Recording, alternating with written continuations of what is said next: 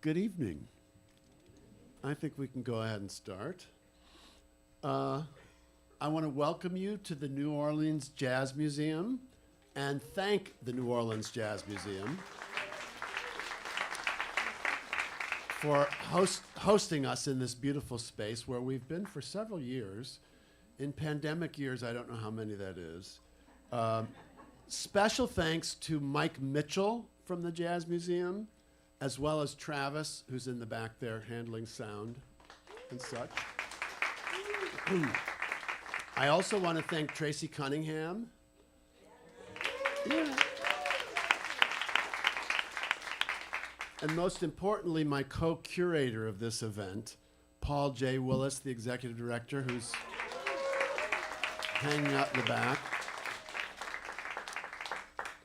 My name is Thomas Keith, and I edit the Tennessee Williams titles for New Directions, among other things.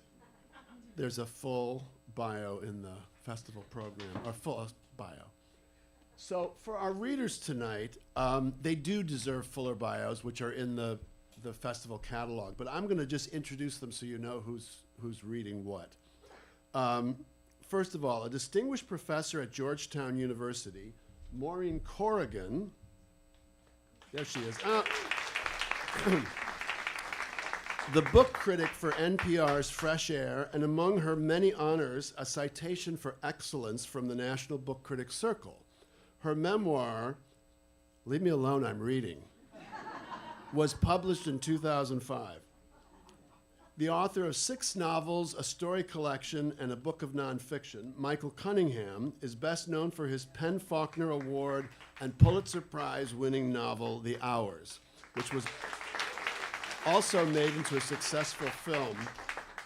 His most recent novel is Day, which was published in November. The author of Scorched Grace, Margot Douaihy, her second book in the sister holiday mystery series, Blessed Water, was released this month. She is a founding member of the Creative Writing Studies Organization and an active member of Sisters in Crime and the Radius of Arab American Writers.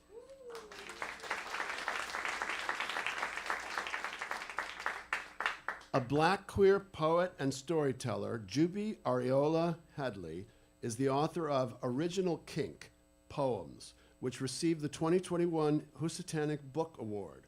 His second collection, Bound, was published last month.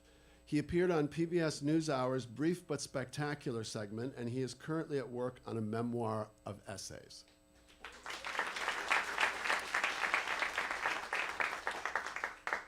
Monique Jenkinson is an artist, choreographer, performer, and writer whose work dwells at the intersection of contemporary dance, cabaret, and essay. Her alter ego, Phonique, made herstory as the first cis woman ever anywhere crowned as a pageant-winning drag queen.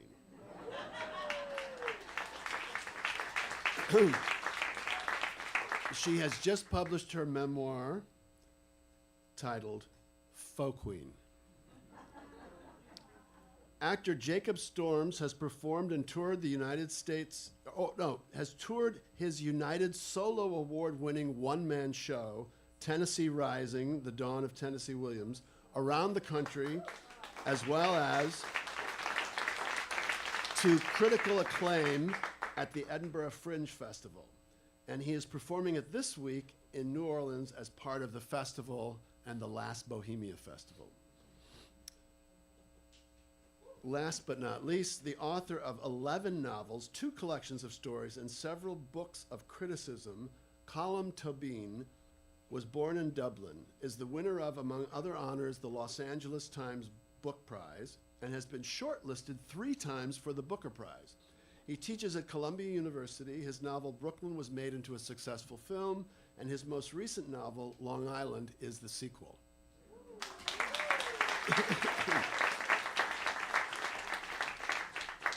So tonight's subject is the erotic as it is found in the work of Tennessee Williams. Yes, the advertising told you it's Tennessee Williams after dark. The Erotic World of Tennessee Williams. Which doesn't necessarily mean shocking or steamy. However, we have not invited you here under false pretenses. If it's the erotic you're after, the erotic you shall have.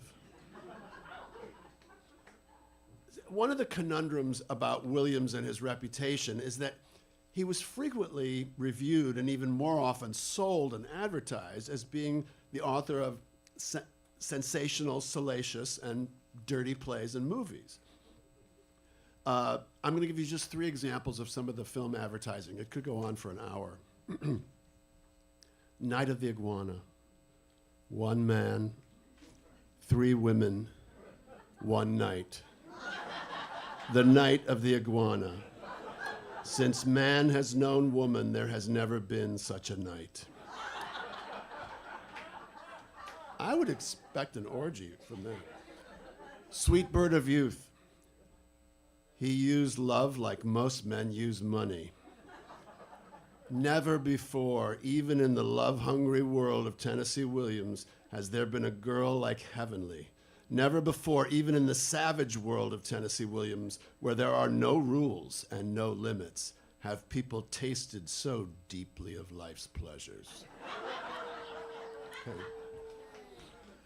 Kingdom of Earth, which the producer David Merrick told me he had to change the title, so it opened on Broadway as The 7 Descents of Myrtle, and then it was made into a film called The Last of the Mobile Hotshots and sold to the UK and Australia market as Bloodkin.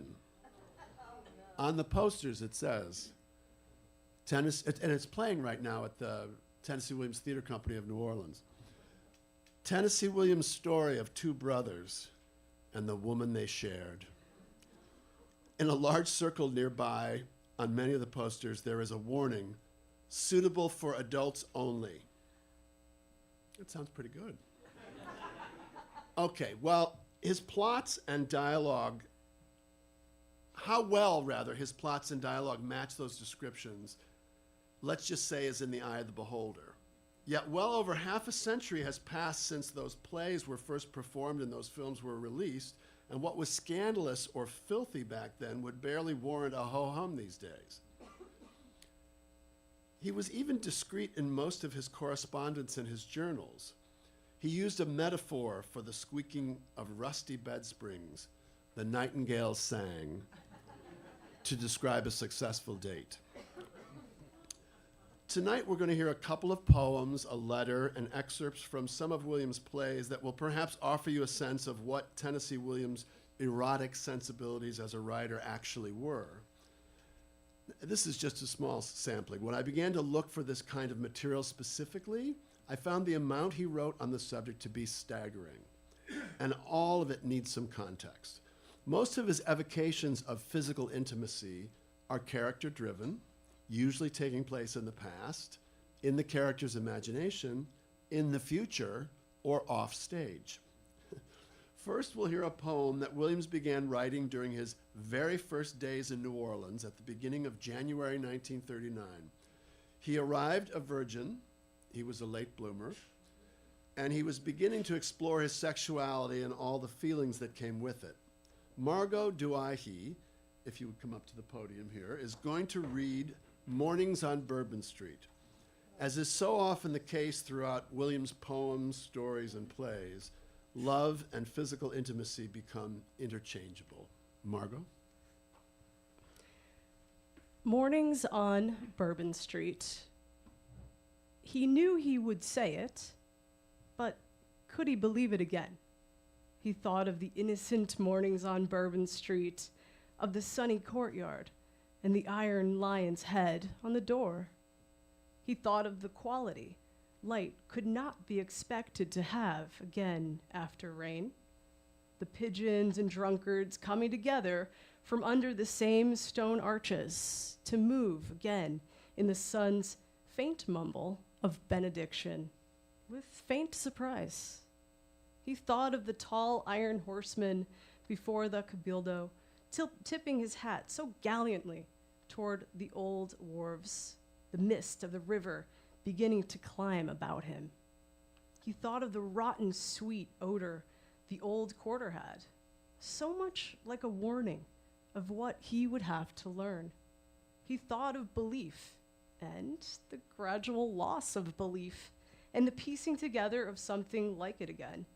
But oh, how his blood had almost turned in color when once, in response to a sudden call from a window, he stopped on a curbstone and first thought, love, love, love. He knew he would say it, but could he believe it again? He thought of Irene, whose body was offered at night behind the cathedral, whose outspoken pictures were hung outdoors in the public square, as brutal as knuckles smashed into grinning faces. He thought of the merchant sailor who wrote of the sea haltingly, with a huge power locked in a halting tongue, lost in a tanker off the Florida coast, the locked and virginal power burned in oil. He thought of the opulent antique dealers on Royal, whose tables of rosewood gleamed as blood under lamps. He thought of his friends. He thought of his lost companions. All that he had touched, and all whose touch he had known. He wept for remembrance, but when he had finished weeping, he washed his face. He smiled at his face in the mirror, preparing to say to you, whom he was expecting, love, love, love. But could he believe it again? Thank you so much.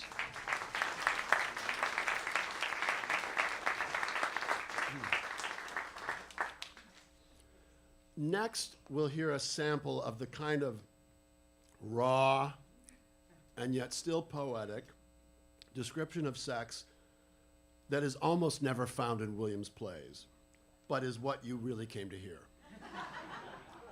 In the summer of 1940 in Provincetown, Massachusetts, Tennessee fell in love for the first time. It was a 3-week whirlwind romance that Williams relived for the rest of his life. Colm Toibin, if you would come up to the podium there, will read this excerpt from a letter Williams wrote to his friend, the writer Donald Wyndham, about that love affair with a Canadian dancer named Kip Kiernan. Colm?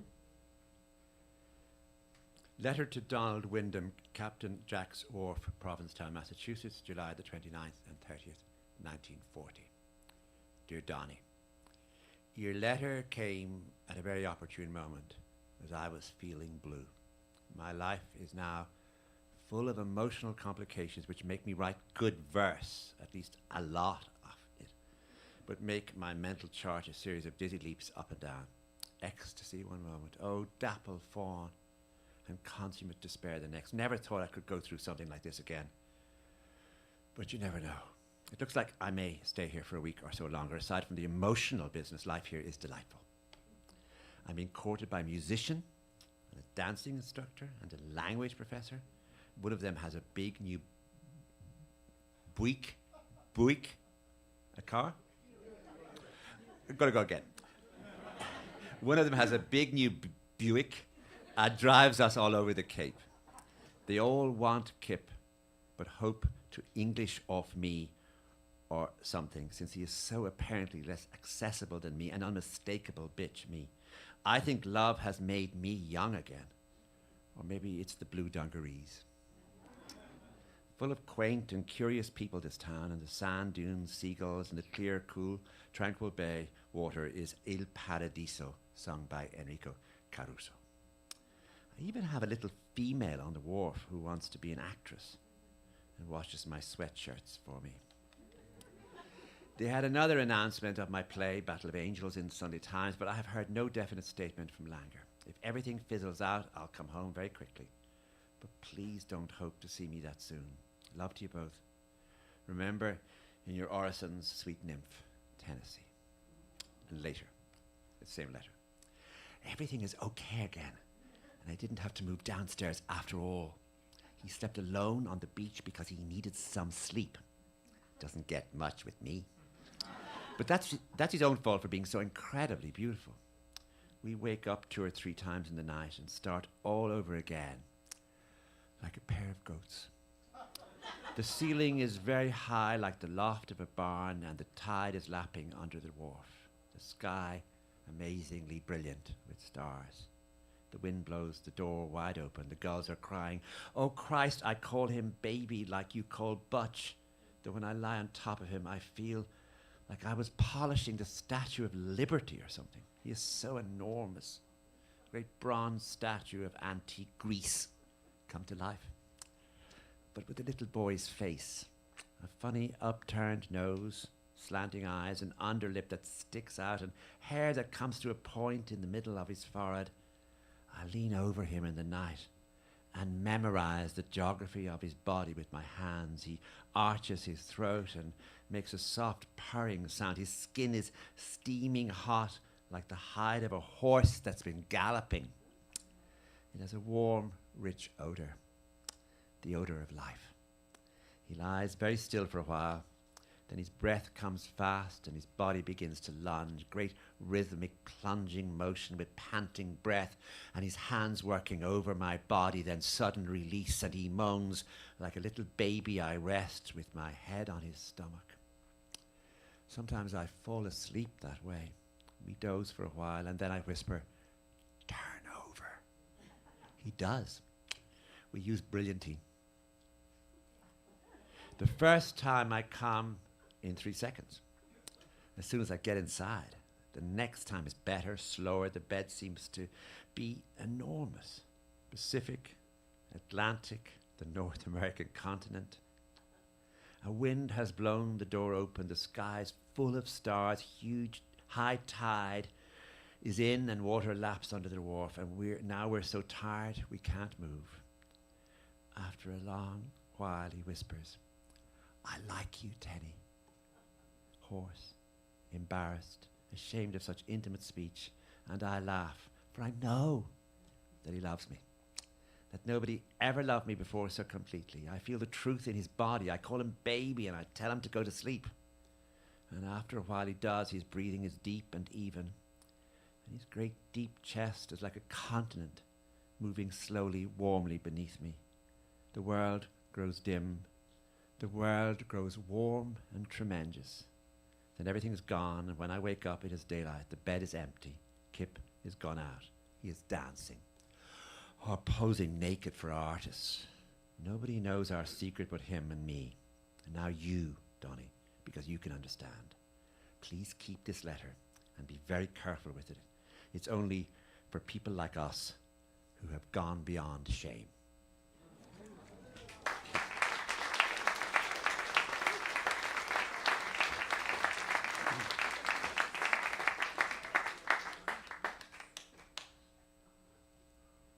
Most people are familiar with A Streetcar Named Desire and Cat on a Hot Tin Roof, and the hot weather and hot bodies portrayed in them. So let's look at some perhaps less famous characters and a greater variety of what Williams saw as erotic. Once again, with Williams' characters, love and physical intimacy go hand in hand. In The Night of the Iguana, a defrocked minister is leading a group from a Texas woman's college on a tour of Mexico. Things get complicated when he is accused of being with a 17-year-old girl from the group. He snaps and goes to a friend's remote hotel where he can have a mental breakdown. A sketch artist who refers to herself as, quote, "a spinster who is pushing 40, is traveling with her 90-year-old poet grandfather, Nano. And in this scene, she's trying to help the minister to survive his dark night of the soul. Maureen Corrigan is going to read an excerpt from a scene between the spinster Hannah and the minister Shannon, in which Shannon questions Hannah's obvious inexperience with the opposite sex. Maureen? Shannon, slowly with emphasis. Have you never had in all your life and your travels any experience, any encounter with what Larry the crackpot Shannon thinks of as a love life? Hannah, there are worse things than chastity, Mr. Shannon. Shannon, yeah, lunacy and death. I think you are welching on the bargain. He starts out of the hammock. Hannah, Mr. Shannon, this night is just as hard for me to get through as it is for you to get through. Now, yes, I have had 2 experiences, well, encounters with 2, did you say? Yes, I said 2, and I wasn't exaggerating. And don't you say fantastic before I told you both stories. When I was 16, your favorite age, Mr. Shannon, each Saturday afternoon with my grandfather Nano would give me 25 cents for the Saturday matinee at the Nantucket movie theater and 5 cents for the popcorn. I'd sit at the almost empty back of the movie theater. One afternoon, a young man sat down beside me and pushed his knee against mine. And I moved over 2 seats, but he moved over behind me and continued this pressure. I jumped up and screamed, Mr. Shannon. He was arrested for molesting a minor. Is he still in the Nantucket jail? No, I got him out. I told the police that it was a Clara Bow picture. It was a Clara Bow picture, and I was just overexcited. Fantastic. Yes, very. The second experience is much more recent, only 2 years ago, when Nano and I were operating at the Raffles Hotel in Singapore. One evening, we met this middle-aged, sort of nondescript Australian salesman, you know, plump, bald-spotted, with a bad attempt at speaking with an upper-class accent, and terribly over-friendly. He was alone and looked lonely. Grandfather said him a poem, and I did a quick character sketch that was shamelessly flattering. He paid me more than my usual asking price and gave my grandfather $5 million, yes, and he even purchased one of my watercolors. Then it was Nono's bedtime. The Aussie salesman asked me out on a sampan with him. Well, he'd been so generous, and I accepted. Grandfather went up to bed, and I went out in the sampan with this ladies' underwear salesman. I noticed that he became more and more... Shannon, what? Well, agitated as the afterglow of the sunset faded out on the water. She laughs with a delicate sadness. Well, finally, eventually, he leaned toward me. We were vis-a-vis in the sampan, and he looked intensely, passionately into my eyes. She laughs again. And he said to me, Miss Jelks, will you do me a favor? Will you do something for me? What? Said I. Well, he said, if I turn my back, if I look the other way, will you take off some piece of your clothes and let me hold it? Just hold it. Shannon, fantastic. Hannah, then he said, it will just take a few seconds. Just a few seconds for what? I asked him. She gives the same laugh again. He didn't say for what, but Shannon, his satisfaction? Yes. What did you do in a situation like that? I gratified his request. I did, and he kept his promise.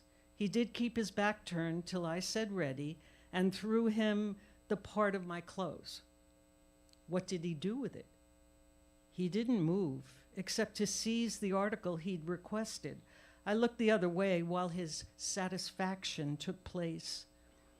Watch out for commercial travelers in the Far East. Is that the moral, Miss Jelks, honey?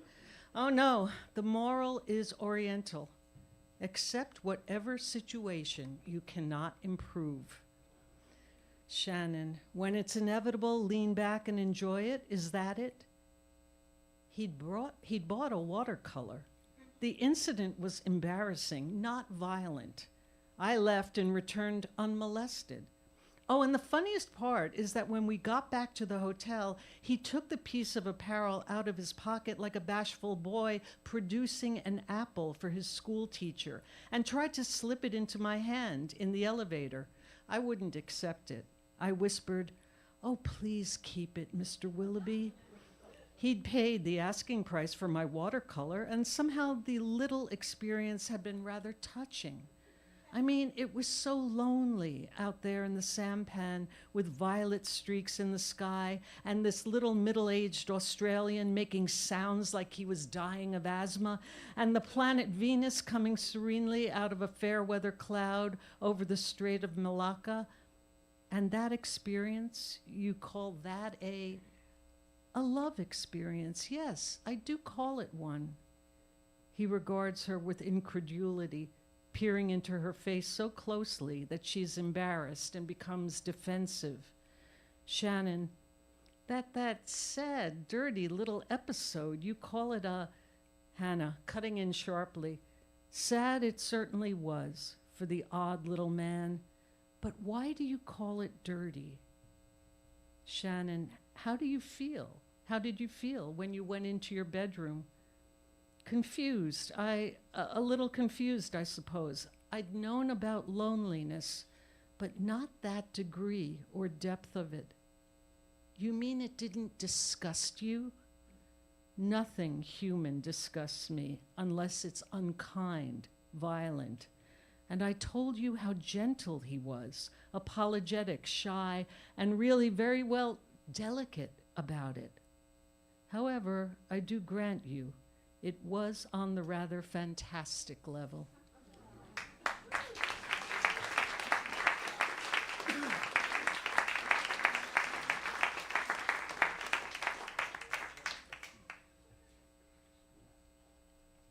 Every time one of them reads, I want to say beautiful, beautiful. All of it. That was beautifully read.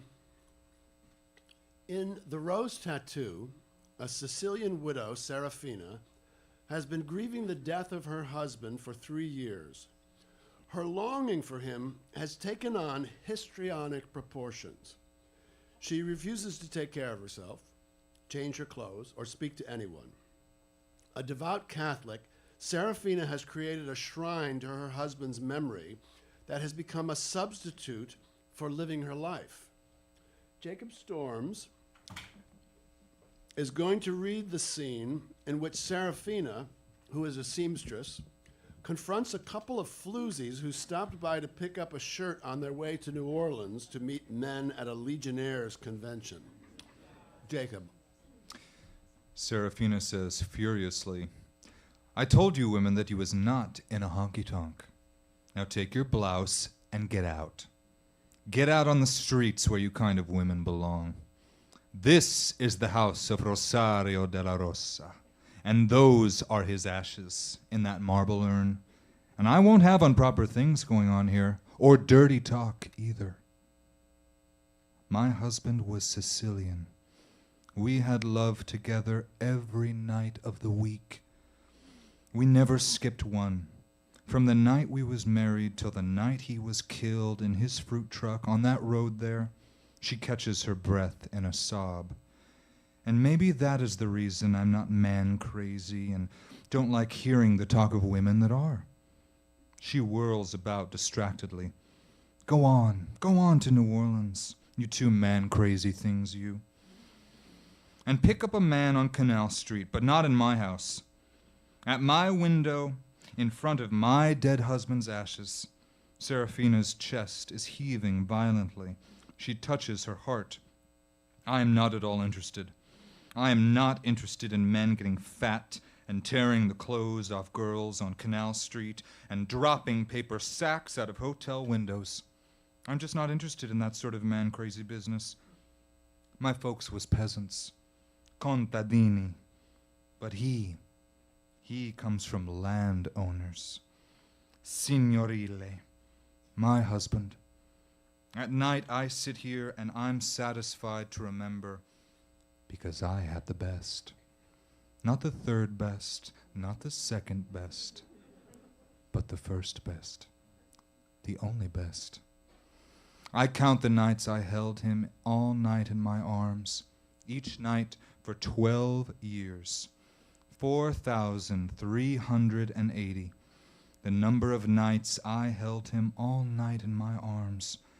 And I would feel cheap and degraded, and not fit to live with my daughter, or under the roof with the urn of his blessed ashes, if after that memory, after knowing that man, I went on to some middle-aged man, not young, not full of young passion, but getting a pot-belly on him and losing his hair and smelling of sweat and liquor, and trying to fool myself that was love-making. I know what love-making is. And I'm satisfied just to remember. She is panting as though she had run upstairs. Go on. You do it. You go on the streets and let them drop their sacks of dirty water on you. I'm satisfied to remember the love of a man that was mine, only mine, never touched by the hand of nobody. Nobody but me. Just me. She gasps and runs out to the porch. The sun floods her figure. It seems to astonish her.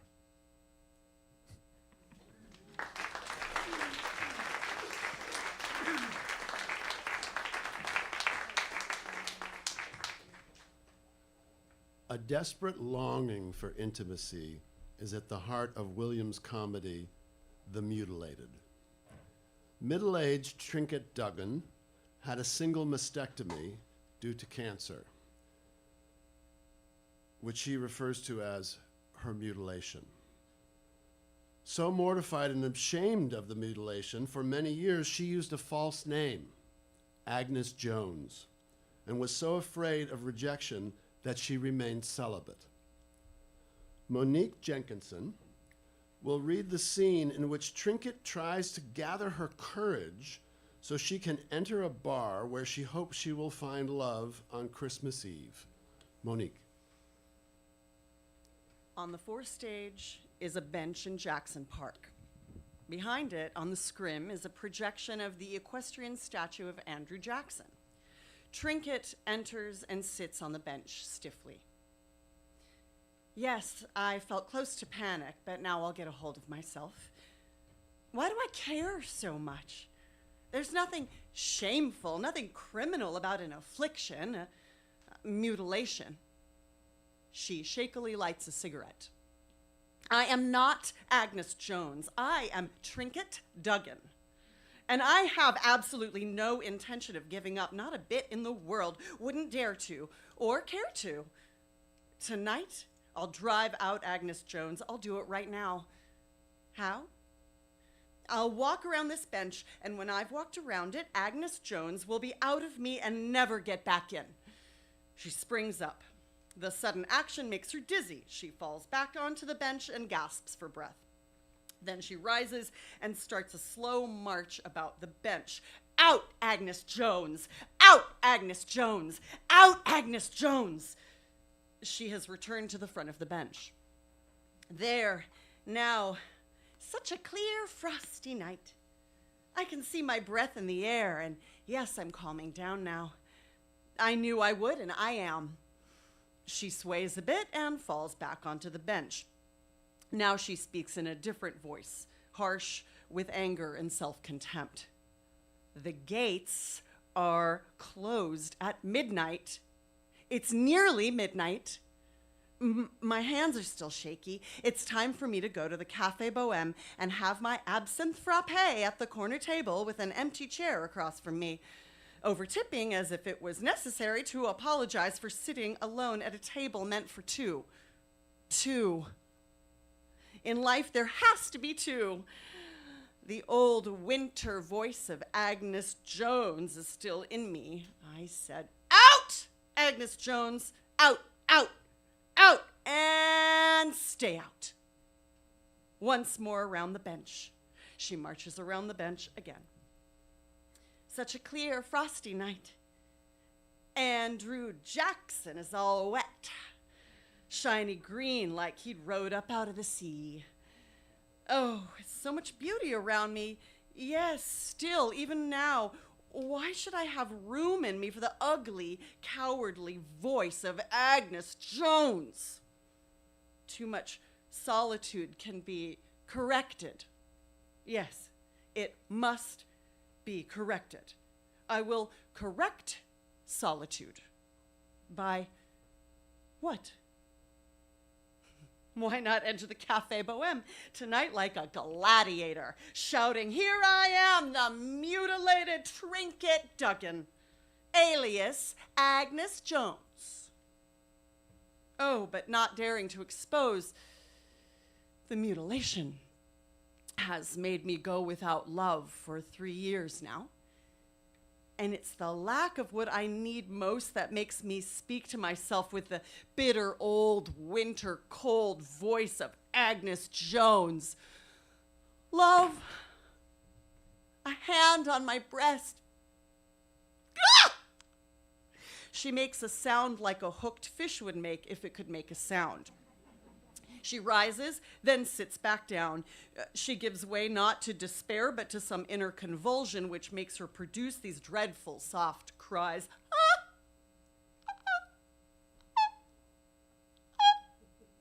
They are accompanied by abrupt, indecisive movements to rise or reach out, or gradually they subside. She pulls herself together.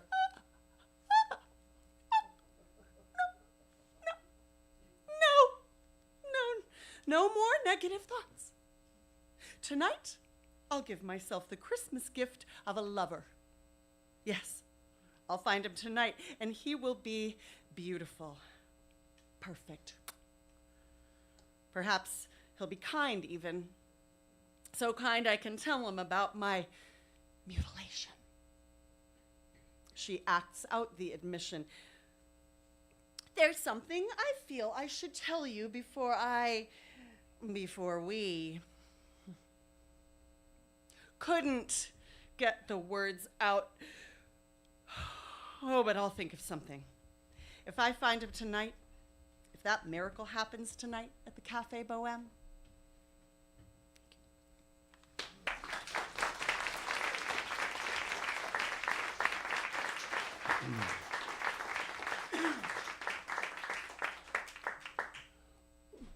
Williams often wrote about his first sexual encounter with a man, which took place during his first trip to New Orleans, where he stayed in the attic of a boarding house at 722 Toulouse Street.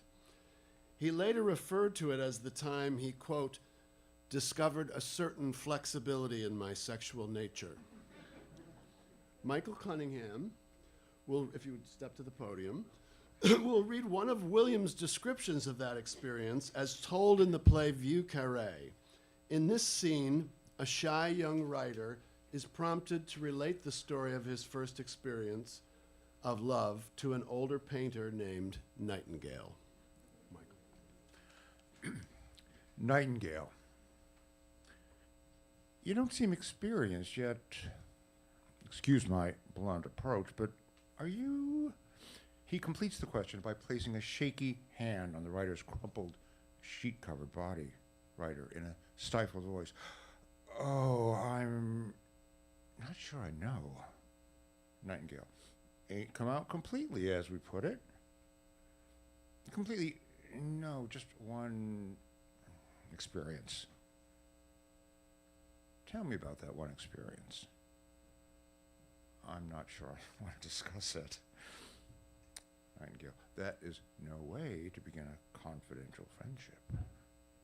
Writer, well, New Year's Eve, I was entertained by a married couple I had a letter of introduction to, and I came down here. The man's a painter, does popular bayou pictures displayed in shop windows in the quarter. His name is, oh, I know him.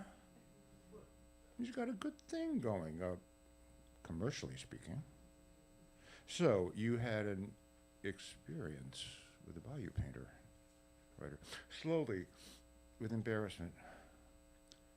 It wasn't with him. It was with a paratrooper.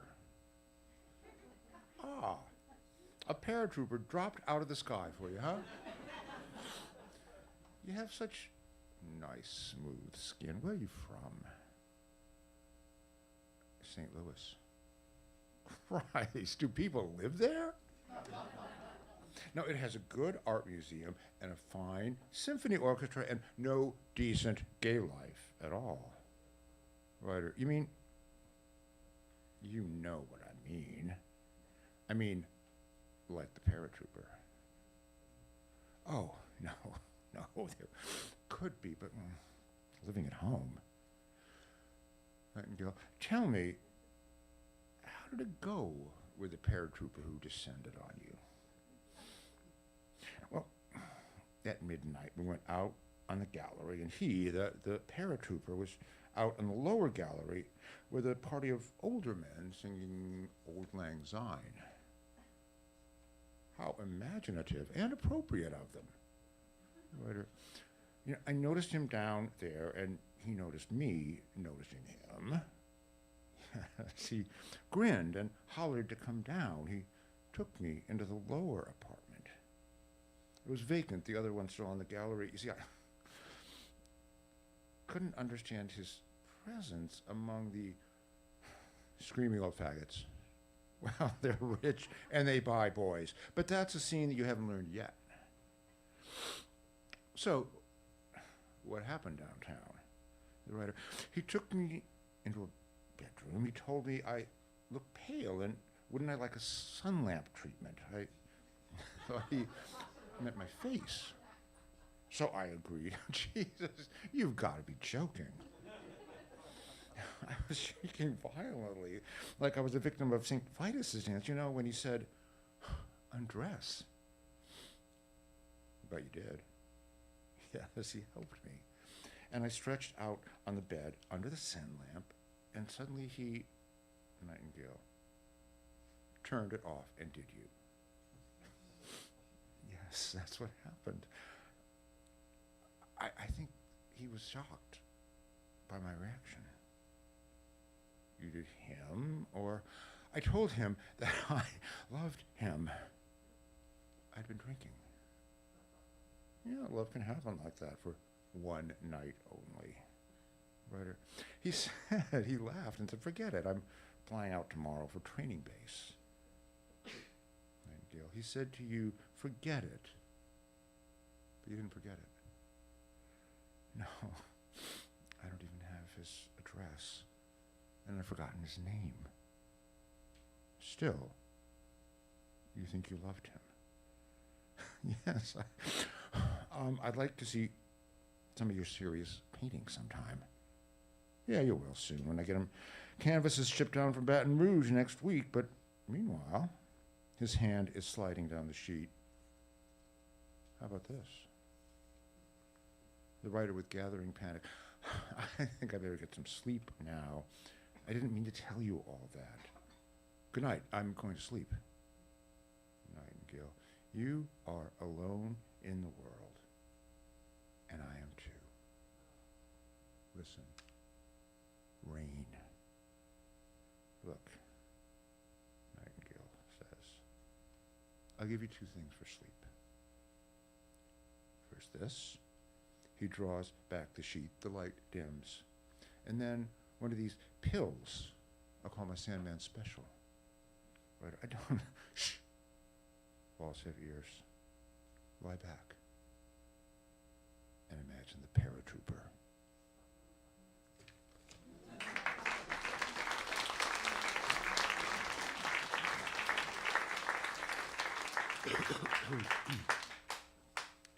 Love can happen like that for one night only, so said the painter. Speaking of which, as much as Williams romanticized intimacy and the erotic in his plays, he was also clear-eyed about the sometimes transactional nature of sex. One thread running through his work can be identified as the ways in which people use one another. And I'm going to read a poem called Life's Story. Should I move to the middle? Yes. Okay.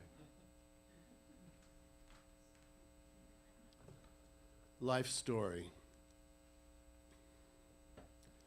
After you've been to bed together for the first time, without the advantage or disadvantage of any prior acquaintance.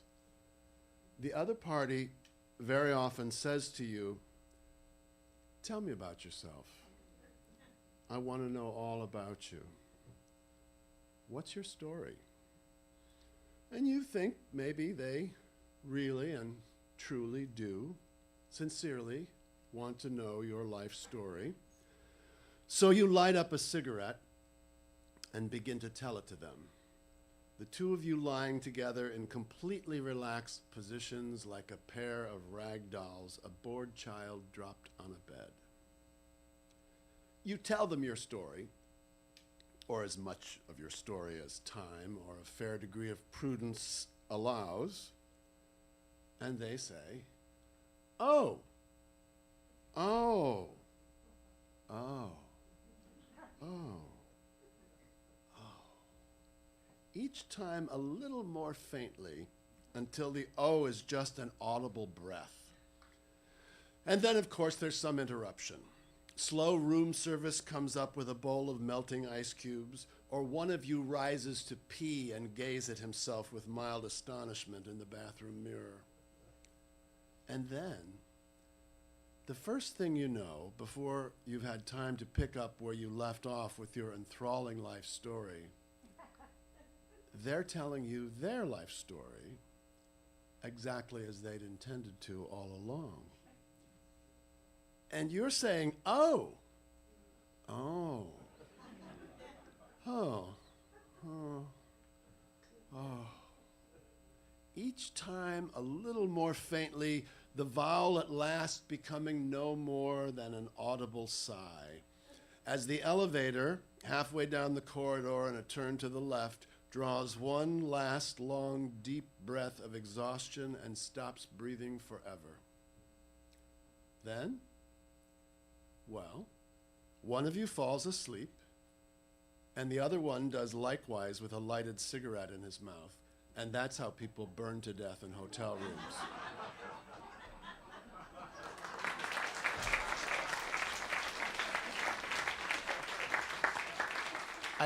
I told Michael that I had a poem that was a compliment to his piece. Later in life. Okay, going in yet another direction. It's interesting to look back on some of what Williams wrote and reconsider it in our present context. He was fascinated by androgyny and with people who broke gender norms. Characters who fit that description appear in his plays and short stories. And in a 1977 letter, Williams wrote the following: "Nearly every person I've known has either 2 or 3 sexual natures, that of the male, the female, and that of the androgyne, which is far from being a derogatory classification to my way of feeling and thinking. Now a confession. I contain all 3. Jubi Ariolla-Headley will now read Williams' poem, Androgyne Mon Amour. Just a thought, the word androgyne is not much used these days in public discourse, but the word non-binary is. Jubi? Androgyne Mon Amour. 1. Androgyne Mon Amour. Brochette du coeur was plat du jour. Heart lifted on a metal skewer, encore saignante et palpitante. Where I dined, oh solitaire, table intime, one rose vase lighted dimly, wildly gay, as punctually across the bay, mist advanced its pompe funèbre, its coolly silvered drift of gray, nightly requiem performed for mourners who have slipped away. Well, that's it, the evening scene, Mon Amour, Androgyne. Noontime youths, thighs and groins tight jean displayed, loiter onto Union Square, junkies flowers scattered there, lost in dream, torso bare, you, young as you, old as I, voicing soundlessly a cry. Oh yes, among them revolution bites its tongue beneath its fiery, waiting stare, indifferent to siren's wail, ravishment endured in jail. Bicentennial salute, youth made flesh of crouching brute. Dichotomy, can I deny of pity in a lustful eye? 2. Androgyne, mon amour, shadows of you name a price, exorbitant for short lease. What would you suggest I do? Wryly smile and turn away? Fox teeth gnawing chest bones through? Even less would that be true than carnally I was to you many, many lives ago, requiems of fallen snow. And frankly, well, they'd laugh at me, thick of belly, then of shank, spectacle of long neglect, tragedian to public mirth. Chekhov's Masha's wore all black for a reason, I suspect.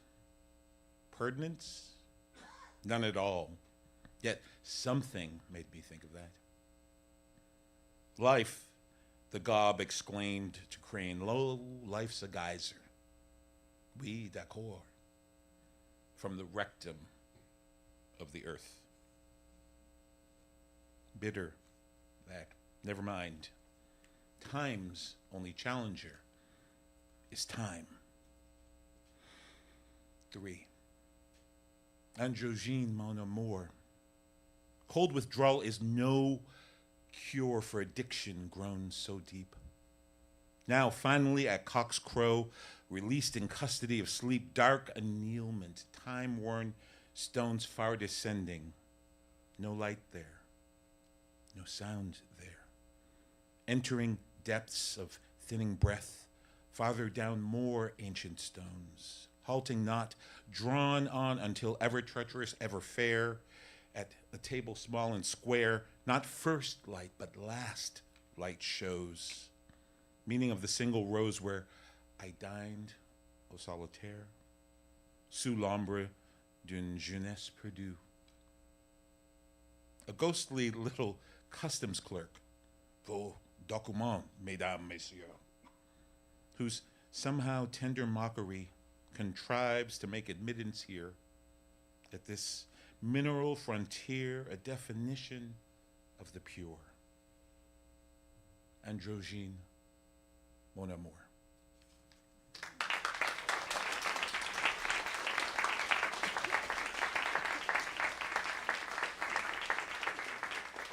Okay, so you can tell people, well, it was kind of racy, and there was a little bit of nudity.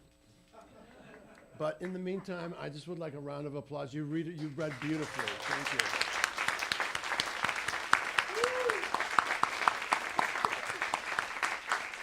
And if Paul Willis is here, we need to see you.